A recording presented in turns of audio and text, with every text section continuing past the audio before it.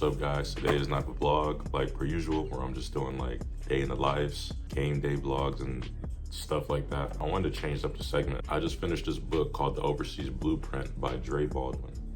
And what he discusses in here is just the blueprint to getting overseas, and once you're here, how to continue to stay here and have a long, successful, healthy career. If you're looking to play overseas basketball, if you're already overseas and just want a good read, I recommend this book. I'm not gonna go too much in detail. I do like having short videos for you guys because I know your attention span statistically isn't that long. I feel like I should share my favorite points in this book. I will read out the title of every chapter just to give you a idea on what I've been reading or what to expect. I would tell you my 3 favorite chapters in this book, and then I would probably explain for about 30 seconds on, why it was my favorite chapter, how it resonates with me, like maybe have I been through it, like et cetera, et cetera. So chapter 1 is the basics, is what you need to know. It starts off by, excuse my language, it starts off by saying bullet point number 1, making a decision. Number 2, you need film. 3, working on your game. 4, showing your game. 5, networking. And 6, nobody owes you anything. That's just chapter 1. So you can kind of see like it starts off quick. Those are just a few basics that you need to know. The important ones: networking, film, like making highlight tapes. It's more of putting your face out there. Create a YouTube account, create a Twitter account, create an Instagram account. Post your highlights to all those platforms. If you're in junior college, I would usually tag a lot of like JUCO recruitment platform that will repost a lot of videos for you, repost your videos, and it would be shown to a lot of, college coaches that followed that account. If you really have an idea where you want to go, why not tag the club or the place you want to go? You got how overseas basketball works, what makes it professional. I don't know where to begin. How good do you have to be? Can someone go pro from a small school? What you can do while you're still in school, how to connect with agents. So it's about 162 pages of basically all of that. Like all of that is just in 162 pages. Currently, my favorite chapter, can someone go pro from a small school? And what can you do while you're still in school? So while you're still in college. I think my story is pretty big, and why a lot of people gravitate to it is because I went NAI. I was very uneducated about NAI schools, NAI program, NAI basketball, period, before I even went NAI.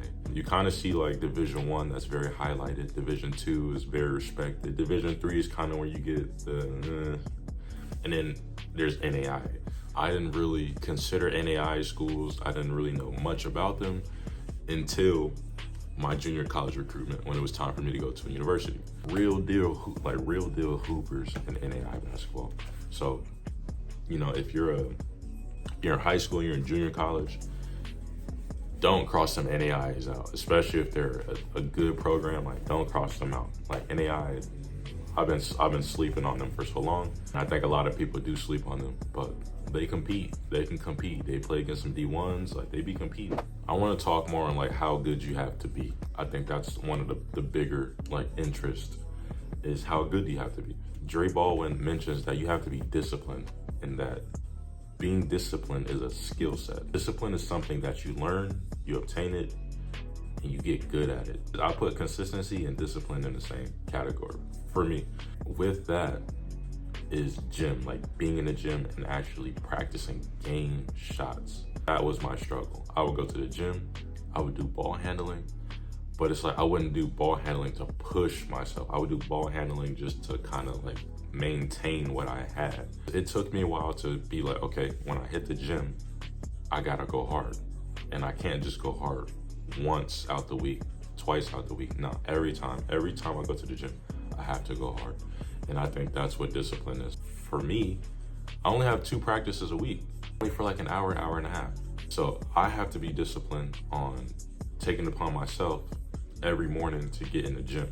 Some Americans think like coming overseas is gonna be super easy because you're about to go against some European, like little European guys. That's not the case. Like, you got that other American that's just as hungry as you are. And that's really who you're going against, is their other American. You're trying to outdo their American. Dre also mentions that many clubs, like practice trainings, are 20 years behind American training. Some of my players, my teammates, they're in college. Sometimes it's only 4 of us, sometimes it's only 5 of us, sometimes it's only 3, so we don't have practice.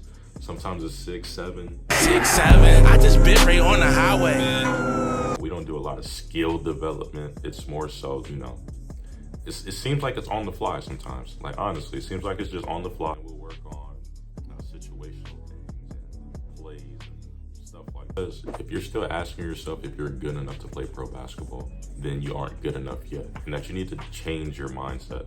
I feel like that's just more like self-motivation, self-criticism. Because I'm playing professional basketball, and yet I just know, like, all right, I'm not where I want to be. I'm not good enough yet. So I'm always on myself, like, super hard, just because I know there's a level that I want to get to and I'm not there yet. One of the other topics that he mentions is shit ain't fair. Can you perform through it? He talks about the refs in this segment. Just because you're American, you don't get any incentives. It's more so that, like, you're American, you should be not looking for these calls. You should be finishing these. And I have my fair share, like, super bad calls. It's very stressful because, like, down on our end, you might get slapped up a couple times. I'll say they're dirty. I'm not gonna sugarcoat it. They be playing dirty a lot.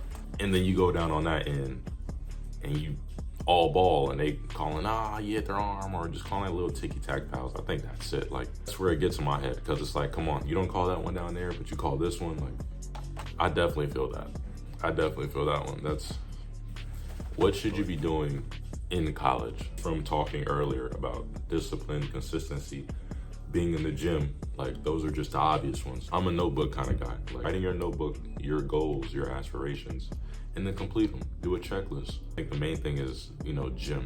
Being in a gym. Being a sponge. Watching, the basketball where you want to go.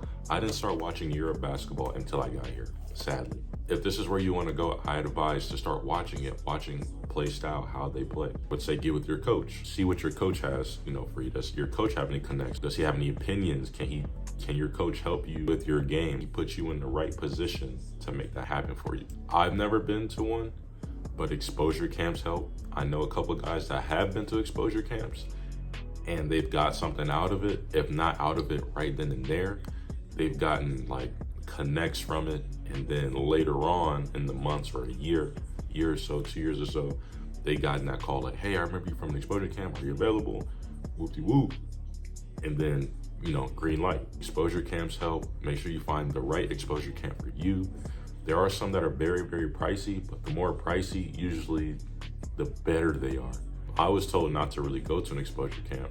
I met my agent through a friend, and he recommended, like, hey, you have more than enough film. We can get you something. So if you do have, a lot of film, you can go off of film.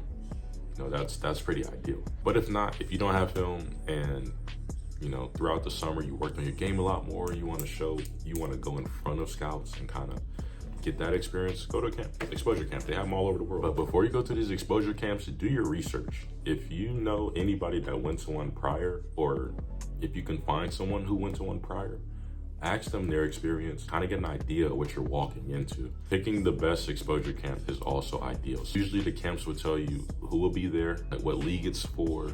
You have FIBA camps. Just find the perfect camp for you. Network.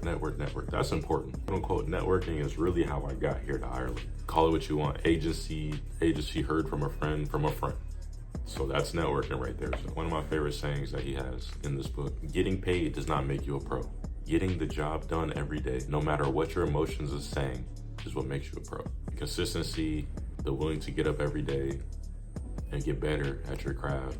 Being thousands and thousands of miles away from home, in different time zones of all your family members and your friends. Being disciplined, staying hungry is what makes you a pro.